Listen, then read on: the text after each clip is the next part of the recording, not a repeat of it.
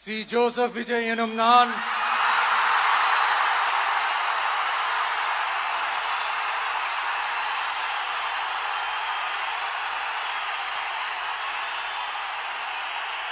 சட்டப்படி அமைக்கப்பெற்ற இந்திய அரசியல் அமைப்பின்பால் உண்மையான நம்பிக்கையும் மாறா பற்றும் கொண்டிருப்பேன் என்றும்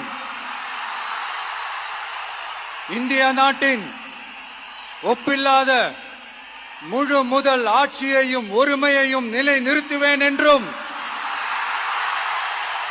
தமிழ்நாட்டு அரசின் முதலமைச்சராக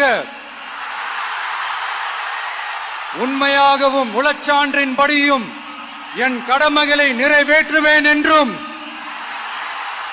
அரசியல் அமைப்பிற்கும் சட்டத்திற்கும் இணங்க அச்சமும் ஒருதலை சார்பும் இன்றி விருப்பு வெறுப்பை விலக்கி பலதரப்பட்ட மக்கள் அனைவருக்கும் நேர்மையானதை செய்வேன் என்றும் ஆண்டவன் மீது ஆணையிட்டு உறுதிமொழிகிறேன்.